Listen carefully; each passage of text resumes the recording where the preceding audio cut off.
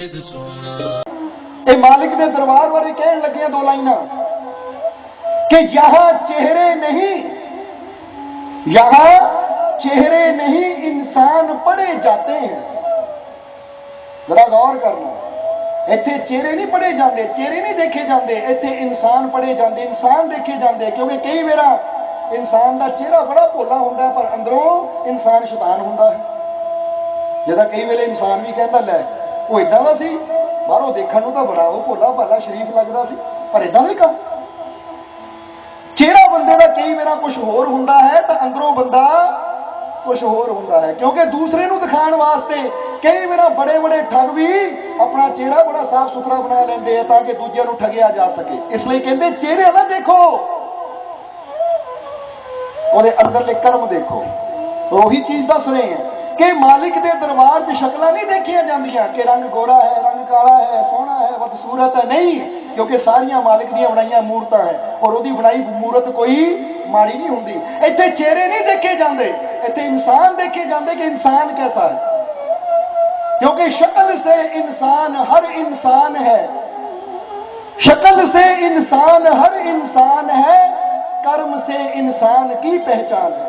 शक्ल तो हर इंसान इंसान ही नजर आता है पर एक कर्म तो इंसान के कमां तो पता लगता है कि ये इंसान है या ये जानवर है या पशु है। क्योंकि कई बार इंसान हो के भी जो कर्म माड़े करे तो फिर बंदा कहता कि यह काला इंसान, जिदा बुल्ले शाह ने या बाबा फरीद ने कई बार किया है कि जे इंसानी बाणा लैके भी तू प्रभु की बंदगी नहीं की, प्रभु का सिमरन नहीं किया तो फिर तू तो कुत्तियां तो भी थले है, फिर तो तेतों उत्ते कुत्ते।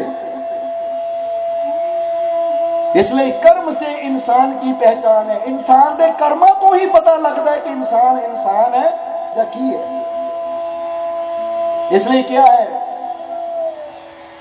भेष में इंसान के कोई है खुदा, भेष में इंसान के कोई है खुदा, कोई इंसान भेष में हैवान है। कोई तो इंसान के भेष में खुदा का रूप होता है, जिदा साडे मालिक साडे सतगुर इंसान के भेष में वो आप रब का रूप से। और कई ऐसे भी होंगे, कोई इंसान भेष में हैवान है, कई होंगे तो देखने को इंसान है पर कम हैवानियत वाले होंगे, कम शैताना वाले होंगे। इसलिए इस मालिक के दरबार चेहरे नहीं इंसान पढ़े जाते कि इंसान कैसा है। जहां चेहरे नहीं इंसान पढ़े जाते हैं, मजहब नहीं ईमान पढ़े जाते हैं। क्योंकि मजहब हर एक का कोई भी हो सकता है, कोई हिंदू है, कोई मुसलमान है, कोई सिख है, कोई ईसाई है, पर इत्थे मजहब नहीं देखा जाता कि बंदे का मजहब की है। इत्थे बंदे के अंदरला ईमान देखा जाता कि बंदा अपनी सच्चाई ते ईमान ते कितना कायम है। ईमान का मतलब समझते हो, जरा गौर करना। ईमान का मतलब अपने आप से कायम रहना, अपने अकीदे से पक्का रहना, उस मालिक के मार्ग से चलना। इसीलिए तो हुजूर मोहम्मद साहब भी कहते सी कि मुसलमान होना बहुत आसान है पर ईमानदार होना बहुत मुश्किल है। क्योंकि कलमा पढ़ लो मुसलमान हो जाओ, पर ईमानदार होना बहुत मुश्किल है। और इत्थे यही गल समझाई जाती है, इत्थे मजहब नहीं देखा जाता, इत्थे तुहाडा ईमान देखा जाता कि कौन सच ते कायम है, कौन ईमानदार है अपने मालिक के प्रति, कौन अपने मालिक की बंदगी करता है, कौन अपने मालिक को याद करता है। इसलिए यहां चेहरे नहीं इंसान पढ़े जाते हैं, मजहब नहीं ईमान पढ़े जाते हैं। मेरे मालिक का दरबार ही ऐसा है जहां एक साथ गीता और कुरान पढ़े जाते हैं। ये मालिक का दरबार है, इत्थे एक साथ ही गीता भी पढ़ी जाती है तो कुरान भी पढ़िया जाता है। क्योंकि मालिक दी नजरों च कोई भेद नहीं है, कोई फर्क नहीं है। और एक गल का हमेशा ख्याल रखना कि जेड़ा भेद करे, फर्क करे धर्मां नूं लैके, इंसानां नूं लैके, फिर वो संत कदी हो ही नहीं सकता। क्योंकि सच्चे संत सब दे अंदर कोई जोत देख लेंदे हैं, जिहदा संत दादू ने ही अपनी वाणी च दसिया है। हुण जरा गौर करना, संत दादू दयाल अपनी वाणी च कहंदे हैं कि सभी संत जन कह गए पहुंचे तो घर एक। सभी संत जन कह गए पहुंचे तो घर एक। दादू बैठे मार्ग में तिनकी बात अनेक।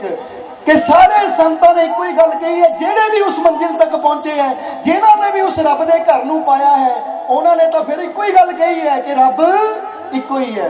कि जिन्ने भी धर्म है, जिन्ने भी इंसान है, इको ही है, क्योंकि सब दे अंदर इको ही जोत। जिस तरह तुसी कित्थों कित्थों चल के आए हो, अलग अलग रास्तियां तो चल के तुसी दरबार तक आए हो, पर दरबार तो इको ही है। रास्ते हजारा हो सकते हैं, जेड़े जीव रास्तियां चो आ रहे हैं वह बहस सकते हैं कि भी मेरा रास्ता आ है, मेरा रास्ता आ है, पर जो मंजिल से इंसान आता तो उत्थे आके कोई बहस नहीं रह जाती, क्योंकि फिर तो गल ही साफ हो जाती है कि रास्ते बेशक अलग सी, पर पहुंचा मैं भी उत्थे ही है, तो पहुंचे वो भी उत्थे ही है। फिर वो जुदा कितना?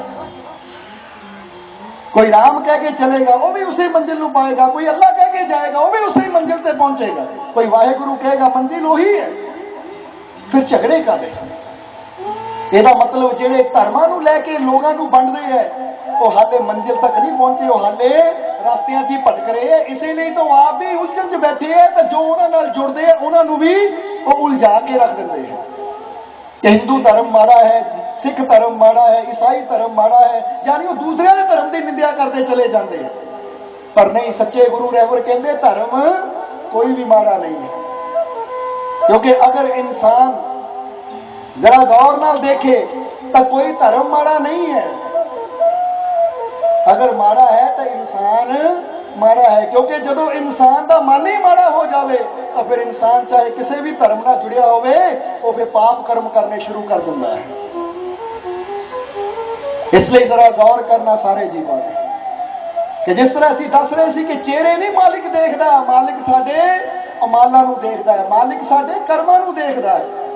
जिस तरह शुकरात एक बहुत पहुंचे हुए संत होए है, शुकरात जिन्हां नूं जहर का प्याला दिता गया। हुण चेहरे की गल आई है, इसलिए शुकरात की गल याद आ गई कि शुकरात बड़े बदसूरत सी, देखण नूं उन्हां रंग भी काला सी ते चेहरे ते भी बड़े दाग पे हुए सी, बड़े बदसूरत। पर वो हमेशा एक काम करते सी, अपने नाल एक आईना रखते सी, अपने नाल एक शीशा रखते हुंदे सी, और जदों भी वक्त लगना अपनी झोली चो शीशा कढ़ के मोहरे रख के बैठ जाना, देखना और फिर झोली च पा लेना। तो एक दिन एक आदमी ने पूछ ही लिया कि इन्ने बदसूरत है देखण नूं, रंग भी काला, चेहरे ते भी धब्बे पे हुए है, दाग पे हुए है, फिर बार बार थोड़ी देर बाद ये शीशा कढ़ के देख लेंदे है। जिहड़ा सोहना इंसान है वो देखे शीशा तो समझ भी आती है, पर ये बदसूरत होकर बार बार शीशा देखते हैं क्यों? तो वो आदमी तो रहा ना गया, उन्हें बेनती कर ही दी कि महाराज मैं एक सवाल पूछना चाहता है। तो शुकरात ने कहा पूछ। वो कहना मेरे मन च सवाल है कि तुहाडा चेहरा इतना सुंदर नहीं है, जगह जगह चेहरे ते दाग पे है, रंग भी काला है, सो गुस्सा ना करियो। मैं एक गल ये जानना चाहता कि तुसी अपनी झोली में शीशा रखते हो और जदों भी तुहानू समा मिलता झोली चो शीशा कढ़ के देखते हो। बंदे का चेहरा सोहना होवे, सुंदर होवे, फिर बंदा शीशा देखे तो समझ भी आती है,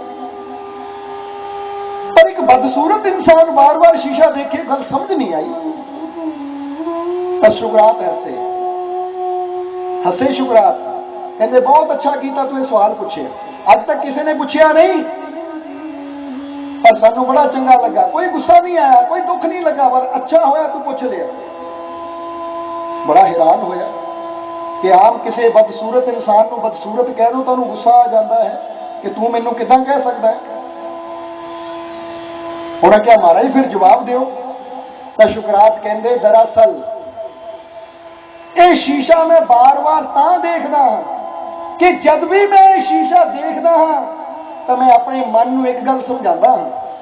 जरा गौर करना सारे जीवां ने कि जब भी मैं शीशे च अपना कर्मां दे नाल पहचानिया जाता है, इसलिए मैं बार बार शीशा देख के अपने मन नूं ये समझाता हाँ कि जे शक्ल माड़ी है तो काम कोई माड़ा ना करे, क्योंकि दुनिया ये ना कहे जिद्दां दी शक्ल है उदां दा ते कर्म भी करता है। दुनिया ये कहे कि शक्ल बेशक माड़ी है पर ये कर्म बड़े चंगे हैं। तो उन्होंने फिर अगला सवाल कर दिता, कहना महाराज ਇਹਦਾ मतलब कि ਜਿਹੜਾ खूबसूरत इंसान है वो कभी शीशा देखे ही ना? तो शुकरात कहते नहीं, ਜਿਹੜਾ खूबसूरत इंसान है वो भी शीशा देखे। कहना महाराज फिर वो की सोचे? शुकरात ने कहा जो खूबसूरत इंसान कोई शीशा देखे तो वो ये सोचे कि जे रब ने मैनू शक्ल चंगी दी है तो मैं कर्म भी चंगे करने हैं। ये ना होवे कि शक्ल तो चंगी है पर कर्म मेरे माड़े हो जाए। इसलिए कहते हैं कि इंसान के कर्मां तो ही इंसान की पहचान होती है कि इंसान की है, इंसान की कर रहा है। और जेडे सच्चे गुरु रहबर होंदे हैं वो सब तो पहला साडे अंदर की सफाई ही करते हैं, क्योंकि जिसका दर्पण उजला सो मुख देखे माही, जिसकी मैली आरसी सो मुख देखे नाही।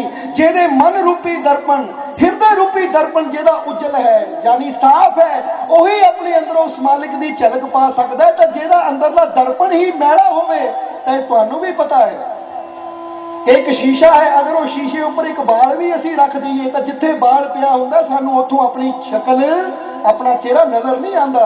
जब तक वो बाल है उस जगह तो सानू अपना फेस, अपनी सूरत नजर नहीं आती। बाल हटा दो तो सूरत नजर आ जाती है। तो एक बाल जो इन्नी बड़ी रुकावट खड़ी कर सकता है तो जो पूरा दर्पण ही मैला होवे तो फिर सानू वो परमात्मा का चेहरा कित्थों नजर आएगा।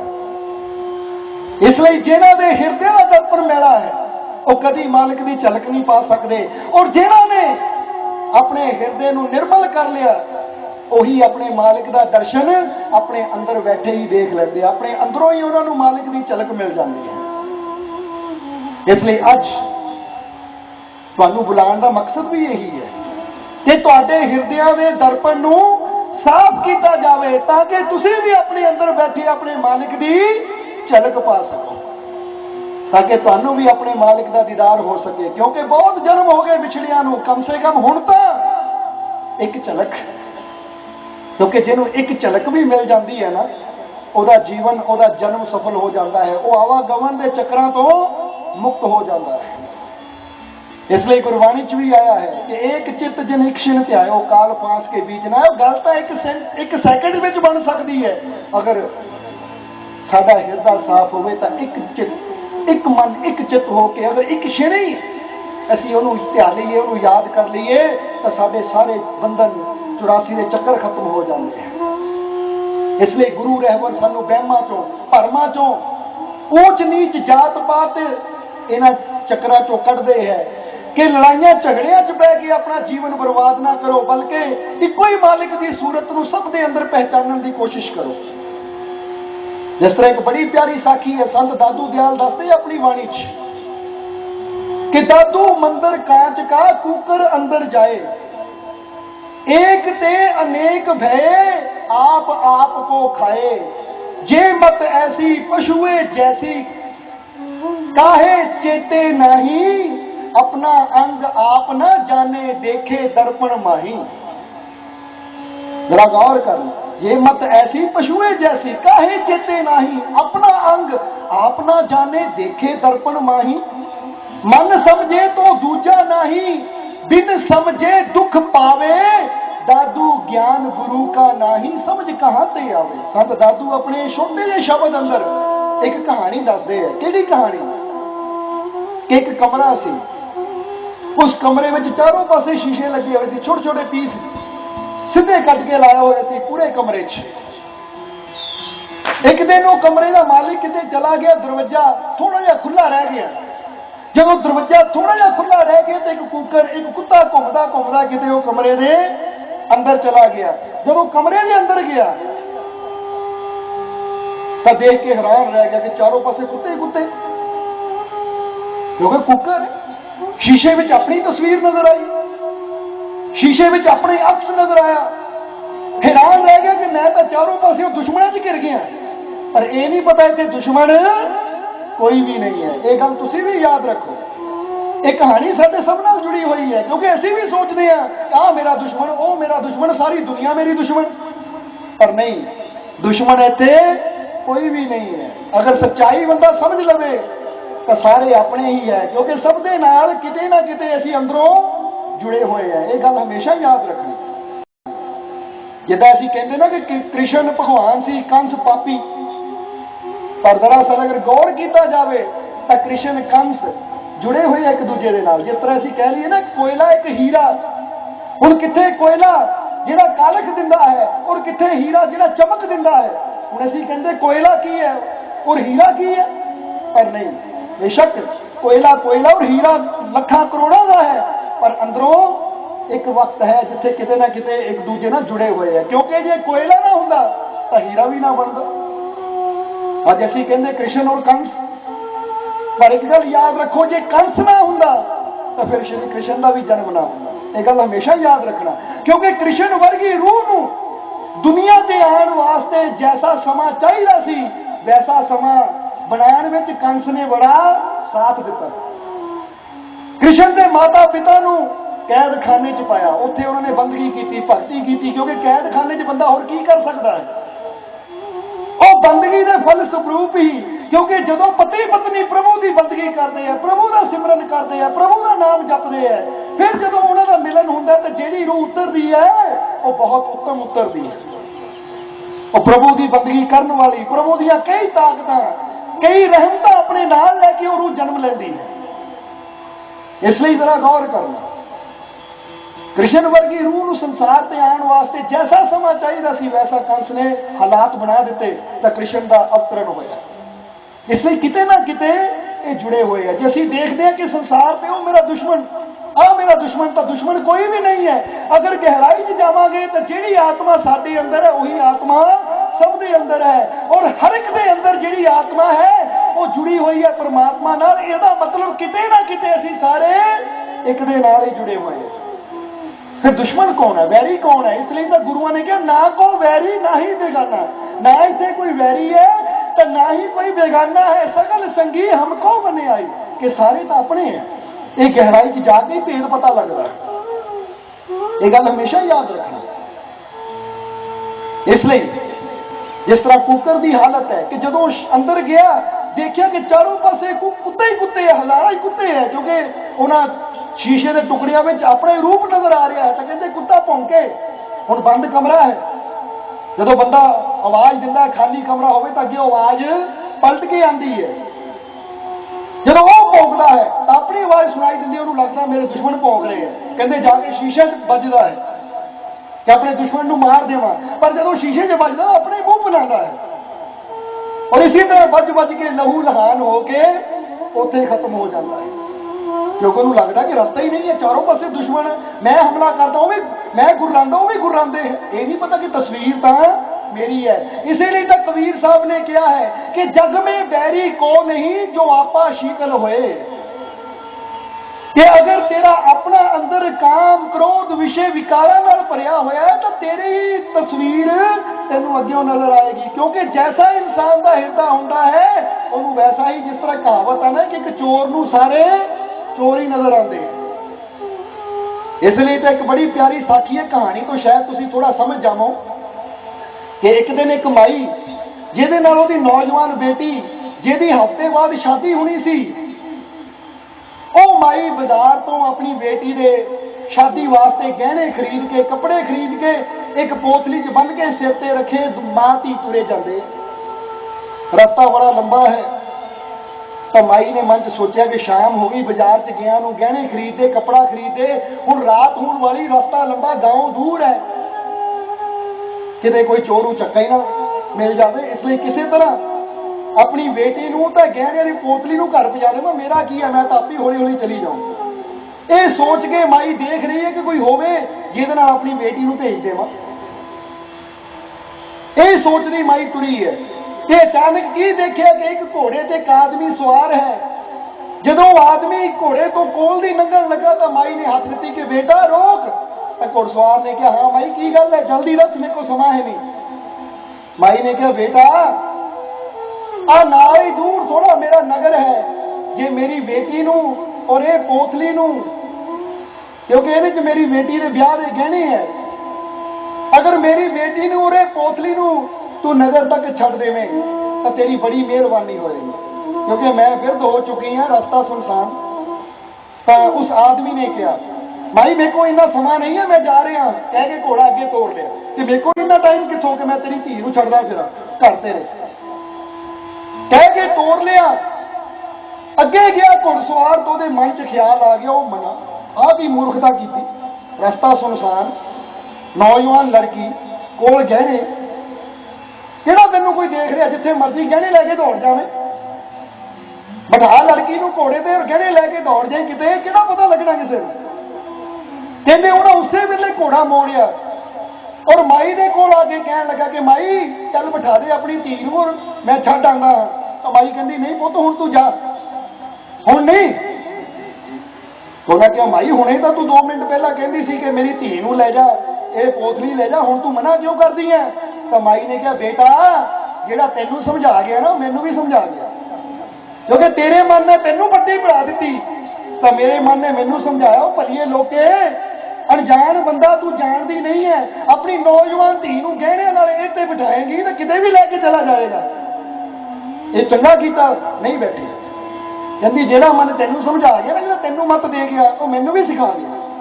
पहला तेरा मन साफ सी तो मेरे मन च भी कोई बुरा ख्याल नहीं आया, जदों तेरे मन च बुरा ख्याल आया तो वही चीज मेरे मन च भी आ गई। इसलिए एक गल याद रखो कि जदों किसी दे प्रति असीं अपने हिरदे च बुराई रखांगे तो उहदे मन च कदी चंगी सोच साडे वास्ते आई नहीं सकती, क्योंकि रिफ्लैक्शन पैंदा है।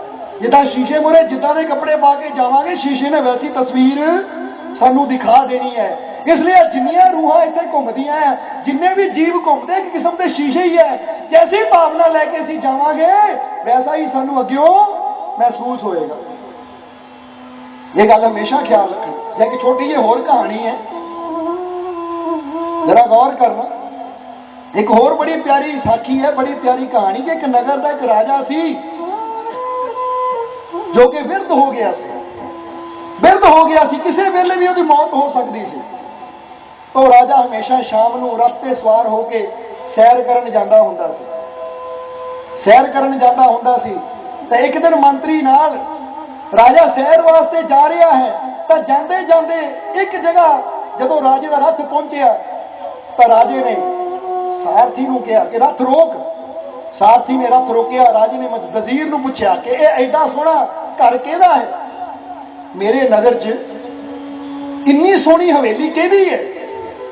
तो उस वेले मंत्री ने कहा कि महाराज साडे नगर का एक लकड़ का व्यापारी है, जिहड़ा लकड़ा खरीद के बेचदा है, यह उहदी हवेली है। राजे ने कहा इहनूं फौरन गिरा दिता जाए, क्योंकि यह देखण नूं मेरे महल नालों भी सोहनी लगदी है, इसलिए 2 दिनां 'च इहनूं गिराओ। जदों इन्नी गल हुई तो वजीर के मन च आया कि पता नहीं अचानक राजे ने यह मन च क्यों सोच लिया कि हवेली गिराओ, इदां दी किहड़ी गल हो गई, कोई जरूर इहदे च राज है। कहते वजीर ने कहा ठीक है महाराज 2 दिनों बाद ही हवेली गिरा देवांगे। हुण राजे का हुक्म कोई मोड़ नहीं सकता। राजा का रथ चला गया, पर मंत्री नूं रात नूं नींद नहीं आई कि बेकसूर बिना किसी कसूर तो किसी की हवेली किसी घर गिरा देना, पर पिछे जरूर कोई ना कोई कारण है। कहते मंत्री अगले दिन ही उस सेठ नूं अपने घर बुलाता है। जदों सेठ मंत्री के घर आया, वजीर के घर आया, तो उस वेले सेठ नूं वजीर ने कहा कि देख बई साडे राजे ने हुक्म किया कि 2 दिन बाद तेरी हवेली गिरा दी जाए, कि 2 दिन के अंदर तेरी हवेली गिरा दी जाए, सो शायद कल ही असी तेरी हवेली गिरा दईए। उन्हें कहा जो इन्नी गल सुनी कि इन्ना आलीशान मैं लखा ला के घर बनाया, इनू क्यों गिराना, महाराज मेरी गलती की है। तो उसने वजीर ने कहा गलती का तो मैनू पता नहीं, पर बादशाह के हुक्म में असीं मोड़ भी नहीं सकते, पर एक गल तू मैनू दस दे, सच सच दस दे, जो मैं पूछूंगा हो सकता तेरा घर बच जाए। क्योंकि वजीर बड़ा समझदार सी कि सच सच एक गल दस दे कि तेरे दिल दे विच राजे वास्ते कोई बुरी भावना तो नहीं, ये सच दस दे मैनू। उन्हें कहा कि महाराज जे तुसी सच गल करदे हो तो सच्ची गल दसन लगा, गुस्सा ना करियो। वजीर ने कहा मैं गुस्सा नहीं करूंगा, तू सच गल दस। तो उस वेले उन्हें कहा कि महाराज अज तो 15 दिन पहला एक चंदन का व्यापारी आया सी लकड़ा लैके, तो मैं वो लकड़ा खरीदिया सी। वजीर ने कहा अच्छा क्यों खरीदिया सी। ਉਹ ਕਹਿੰਦਾ महाराज ਤੁਹਾਨੂੰ ਤਾਂ ਪਤਾ ਹੀ ਹੈ कि साडे देश का कोई भी राजा जदों मरदा तो उन्होंने चंदन दी लकड़ां ते रख के ही ਉਹਦਾ संस्कार किया जाता है। दिन पहले चंदन दी लकड़ां खरीदियां और मैं अपने मन में सोचा कि राजा बुढ़ा हो गया किसी वेले भी मर सकता, चंदन दी लकड़ां दी लोड़ पैनी है, जदों लोड़ पेगी वो खरीदण आउणगे तो मैं मूँह मंगे दाम नाल ये बेच दूं क्योंकि राजा नूं किहड़ी पैसे की कमी। इसलिए मैं रोज अपने मन सोचदा कि पता नहीं राजे ने कदों मरना तो कदों मैनूं लखां दा फायदा होना, हज़ारां दा फायदा होना। राजा मरे तो मेरियां लकड़ां विकण तो मेरा फायदा हो गया, क्योंकि एक बंदा जिन्हों लालच है लोभ है वो तो हमेशा अपना फायदा ही देखता कि किसी तरह मेरा फायदा होना चाहिए है। तो उस वेले वजीर ने जान लिया कि इहदे मन च भावना आई कि राजा मरे मेरियां लकड़ां विकण तो मैनूं फायदा होवे, ਉਹ ਇਹਦੇ ਅੰਦਰ ਭਾਵਨਾ ਆਈ ਤਾਂ ਕਿਤੇ ਨਾ ਕਿਤੇ ਉਹ ਭਾਵਨਾ ਰਾਜੇ ਤੱਕ ਵੀ ਪਹੁੰਚ ਗਈ, ਕਿਉਂਕਿ ਰੂਹਾਂ ਜੁੜੀਆਂ ਹੋਈਆਂ ਇੱਕ ਦੂਜੇ ਨਾਲ। ਇਸ ਲਈ ਵਜ਼ੀਰ ਨੇ ਉਸੇ ਵੇਲੇ ਪੁੱਛਿਆ ਕਿ ਤੂੰ ਕਿੰਨੇ ਦੀਆਂ ਲੱਕੜਾਂ ਖਰੀਦੀਆਂ ਨੇ? ਉਹਨਾਂ ਕਿਹਾ ਇੰਨੇ ਦੀਆਂ। ਵਜ਼ੀਰ ਨੇ ਪੈਸਾ ਦਿੱਤਾ ਕਿ ਲੈ ਇਹ ਲੱਕੜਾਂ ਮੈਂ ਖਰੀਦਦਾ ਹਾਂ, ਪਰ ਅੱਗੇ ਤੋਂ ਕਦੀ ਆਪਣੇ ਮਨ 'ਚ ਰਾਜੇ ਵਾਸਤੇ ਇਦਾਂ ਦੀ ਭਾਵਨਾ ਨਾ ਲਿਆਈ, ਹੁਣੇ ਹੀ ਆਪਣੇ ਮਨ 'ਚੋਂ ਇਹ ਭਾਵਨਾ ਕੱਢ ਦੇ, नहीं तो तेरा घर समझ ले गया, फिर तू लखां दा तू हज़ारा कमाना चाहता तो लखां दा बनिया घर तेरा एक पल च ही उजड़ जाना है, इसलिए अपनी भावना अज ही कर दे। तो कहते उस दिन तो ही वो सेठ ने, क्योंकि लकड़ां विक गई, भावना निकल गई, मन साफ कर लिया। जदों राजे का मन साफ होया तो 2-3 दिनों बाद जदों फिर राजा सैर करने वास्ते सेठ की हवेली मोर दी गया तो राजे ने उधर देखिया और वजीर ने कहा वजीर हवेली गिराई नहीं? वजीर ने कहा नहीं महाराज नहीं, शायद कल मैं मजदूर ला देवां। तो राजे ने कहा वजीर रहन दे, ये तो बहुत सुंदर है, ये मेरे राज्य की शोभा होर भी वधदी है कि जिस राज्य च रहने वाले नागरिक इन्ने सोहने घर च रहिंदे उहदा राजा किदां दा होएगा। कहते रहन दे, चंगा होया, उदों पता नहीं मैनूं की गुस्सा सी की गिला सी, मैं भी हुक्म कर दिता गिरा दे। हुण इहदा कारण की है? इस कहानी तो पता लगता है कि वो सेठ का मन साफ होया तो राजे का मन भी आप ही साफ हो गया। इसलिए कबीर साहब ने कहा जग में बैरी को नहीं जो आपा शीतल होए।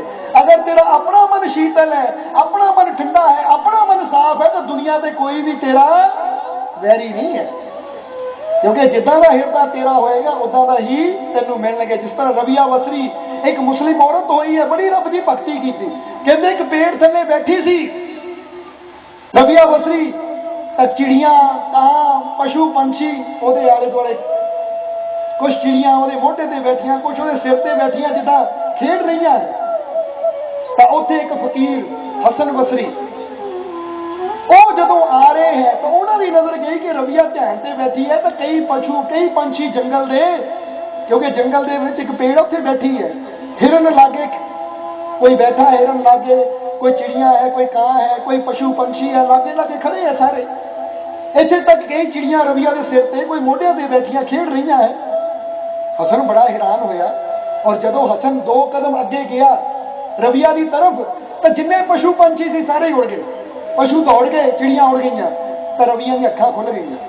तो हसन कहन लगा रबिया बड़ी हैरानी की गल है, बड़ी हैरानी की गल है कि तू भी रब की बंदगी करदी है, मैं भी रब की बंदगी करदा है, पर तू बंदगी कर रही सी तो पशु पंछी तेरे कोल सी, तेरे नाल सी, पर जदों मैं आया तो मैनू देख के सारे दौड़ गए। इसदा कारण की है?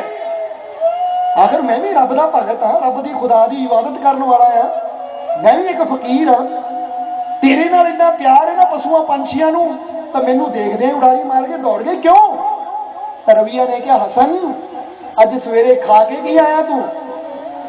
उन्हें कहा एक मुर्गे का गोश्त, एक मुर्गे का मांस खा के आया है। कहते बस किसे लिए, क्योंकि तेरे मन दे विच इन्हां पशुओं नूं खाण दी लालसा है, इसलिए तेरे मन दी तरंगा इन्हां पशुओं तक भी पहुंच गई। मेरा मन निर्मल है, मेरा मन साफ है, मेरे मन च किसी वास्ते कोई वैर नहीं है, कोई विरोध नहीं है, पशुओं नाल भी मैनूं प्यार है,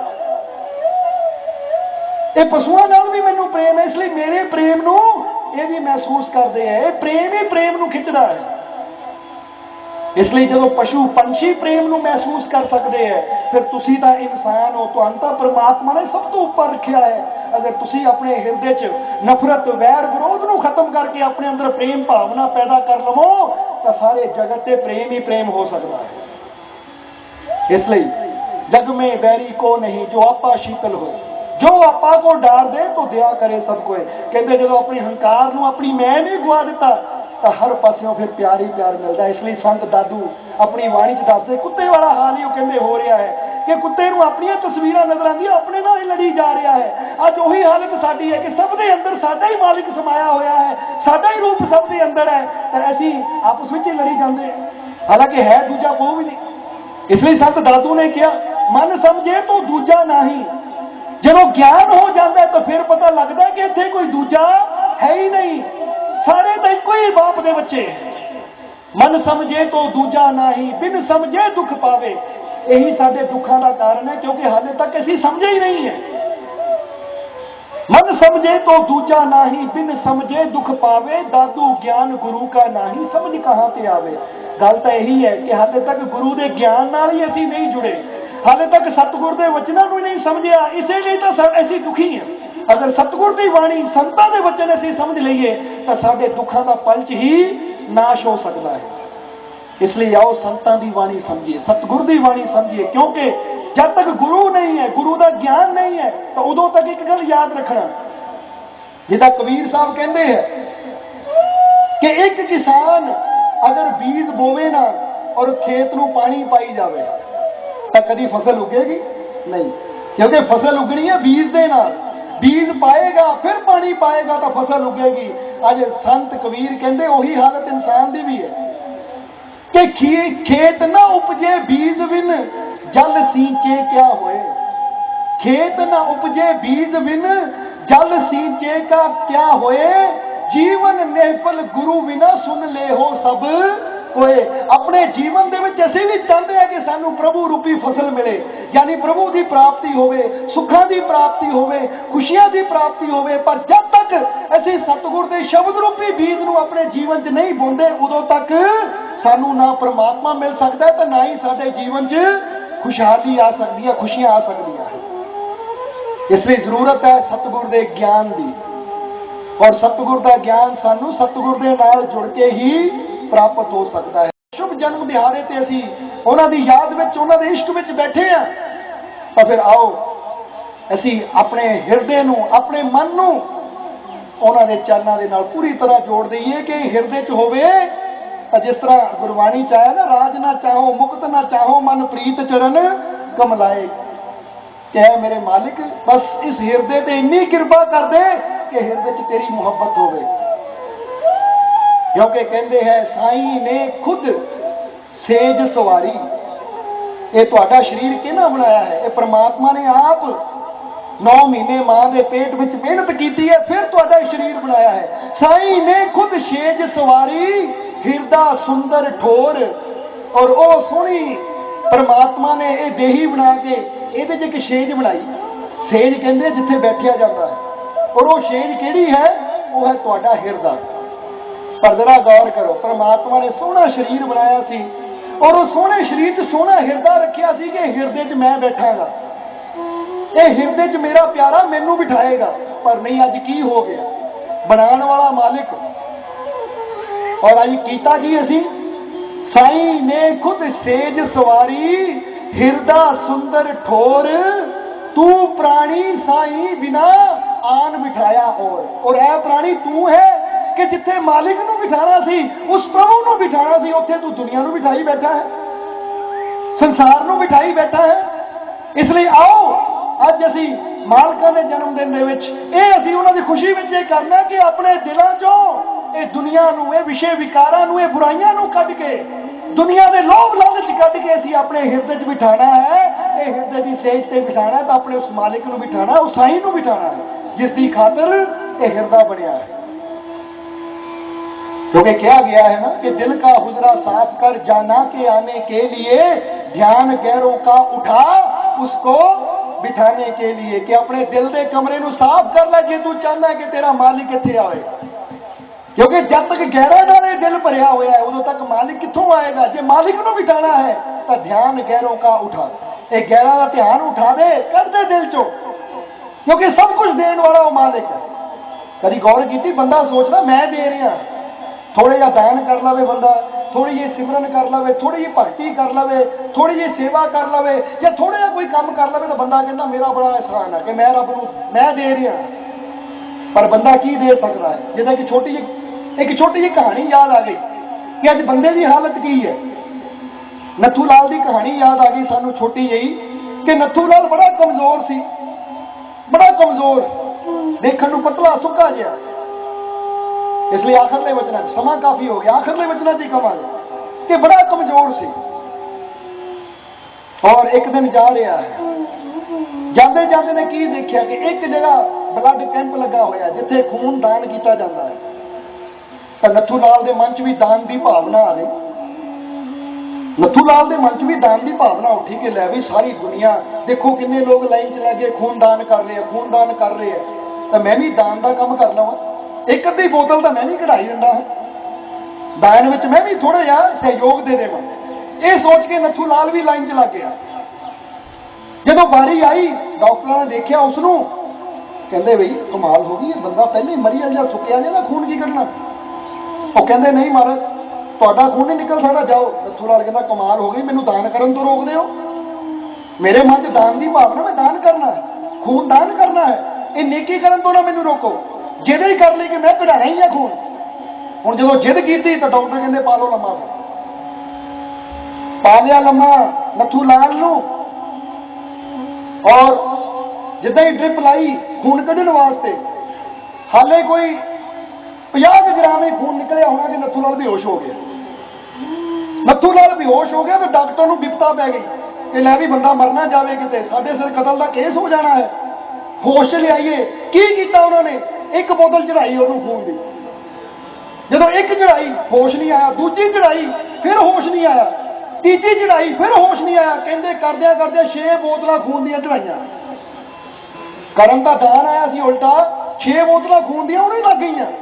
जदों 6 बोतल खून दियां लगियां, हाले 6वीं अद्धी क बोतल लगी है, हाले 6वीं अद्धी क बोतल लगी है, तो नत्थू लाल नूं होश आई, अखां खोलियां।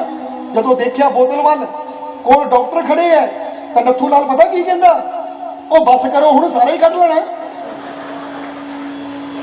कहंदा बस करो, सवेर दा आया दोपहर हो गई शाम हो चली, हुण सारा ही कढ लेना है। हुण ओहनूं की पता मूर्ख नूं कि बेचारे ने कढिया तां कुछ है नहीं, उल्टा 6 बोतलां 3 चढ़ाइयां उन्होंने, वो चढ़ाण विच ही सवेर तो शाम हो गई। अज उही हालत जो नत्थू लाल दी सी, उही हालत साडी है।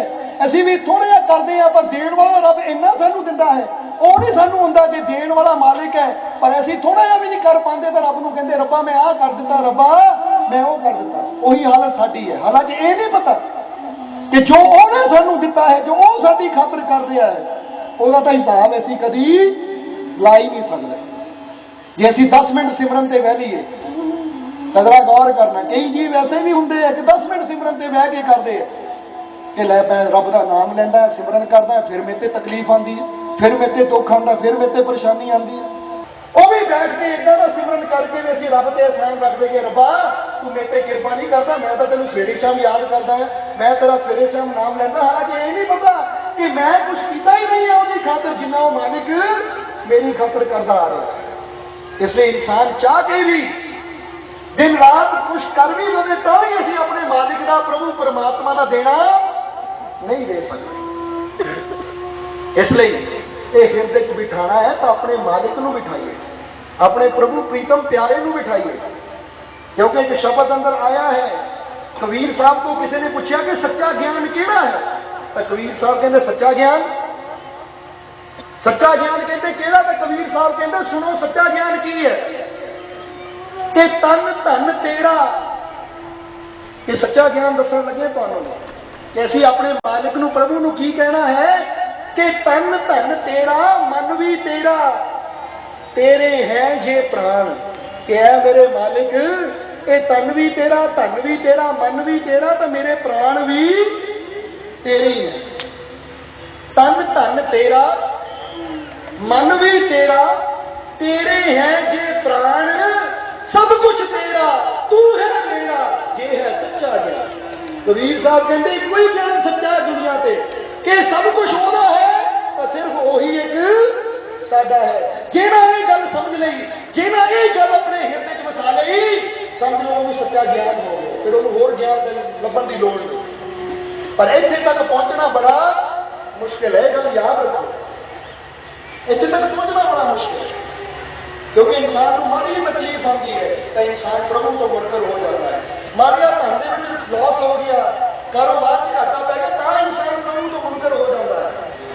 माड़ी कोई मुसीबत आ गई, असं प्रभु तो मुनकर हुए फिरते हैं कि वाकई असं मानते हैं कि सब कुछ होगा, तो फिर तो इंसान के अंदर कोई गल निकले कि चाहे वो जितने मर्जी रख ले, भुखा रख ले, नंगा रख ले, दुखी रख ले, सुखी रख ले, खुशी ने कमी ने मैनू फिक्र नहीं, क्योंकि मैं है ही तेरा, फिक्र होवे चल मैं तेरा।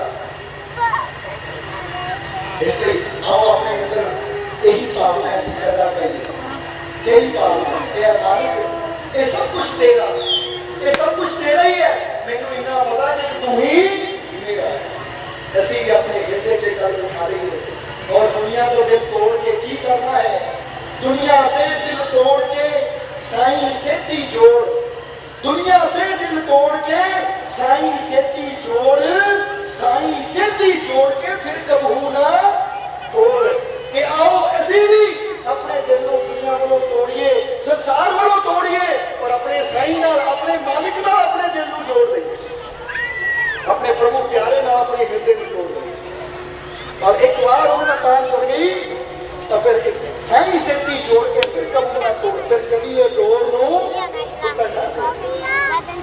क्योंकि जो शब्द में आया है ना कि सेवक जन सेवा के ताई, बहुत भात करे सेव गुसाई, सेवा करते जो दुख भाई, उस दुख पर बारों सुख सवाई।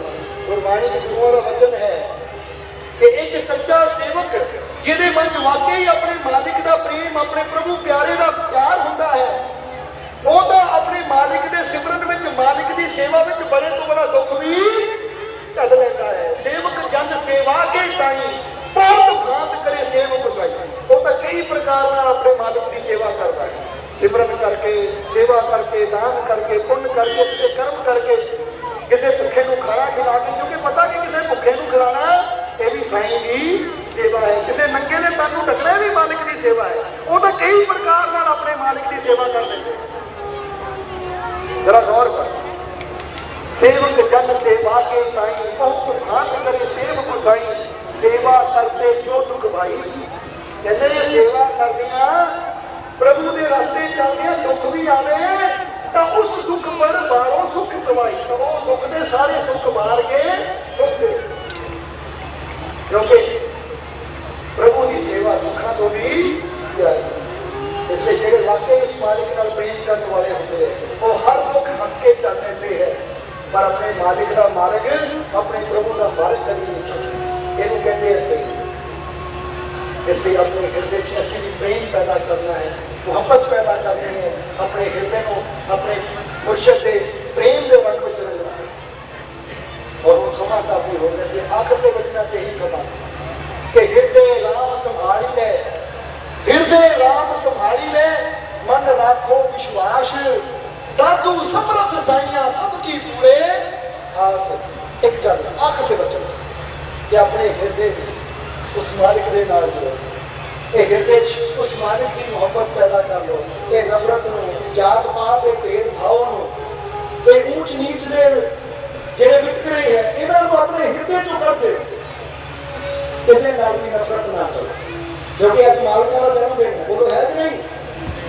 और जदों किसी का जन्मदिन होवे ऐसी वो वास्ते की लैके जाने गिफ्ट, बोलो लैके जाने मेरे घर छोटे बच्चे का जन्मदिन होगा गिफ्ट ले जाने, भी छोटा बच्चा है इन्हों खिडौना दे दो, एक वह गिफ्ट दे दो।